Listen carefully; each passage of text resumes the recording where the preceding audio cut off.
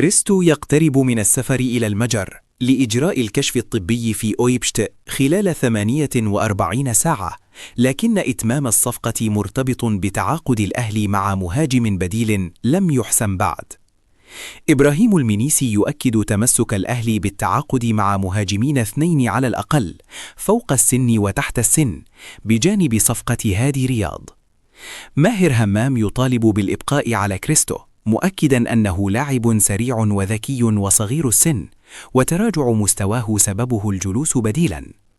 أصوات داخل الأهلي تطالب بمحاولة جديدة لضم مصطفى قبيل بعد فشل صفقة عبد الله الفاخوري رغم تمسك أربيل العراقي باللاعب. تقارير تؤكد أن فالنسيا حسم صفقة وسط جديدة بسبب تعثر مفاوضات أليو ديانغ مع الأهلي، مع اجتماع مهم لياستروب لحسم مصير اللاعب. اتحاد الكرة يرفض طلب حسام حسن بتقليل عدد الأجانب إلى 3. عدم وجود عروض حالية لإبراهيم عادل يصيبه بالصدمة، مع رغبة من الأهلي في ضمه نهاية الموسم أو الموسم المقبل.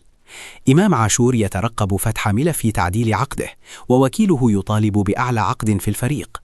الأهلي ينفي انزعاج محمد الشناوي من مشاركة مصطفى شوبير أساسيا، ويؤكد دعم الشناوي لزميله. ياستروب يمنح اللاعبين راحة اليوم مع انضمام يوسف بالعمري وعمرو الجزار غدا استعدادا لوادي دجلة. الأهلي يحدد 29 يناير للسفر إلى تنزانيا لمواجهة يانغ أفريكانز، ويبدأ دراسة وادي دجلة بالفيديو مع مكافآت خاصة من ماجد سامي للاعبي دجلة. قيد هادي رياض في القائمة المحلية والإفريقية تمهيدا لمشاركته أمام وادي دجلة ويانغ أفريكانز.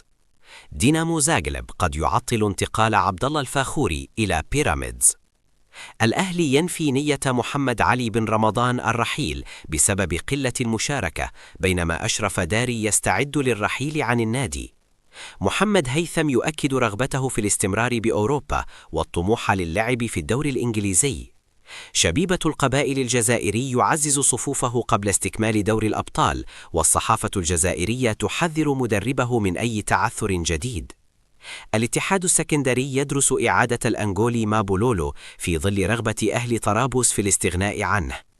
أحمد حسن يشيد بإمام عاشور ويؤكد تميزه عن أغلب لاعبي الدوري.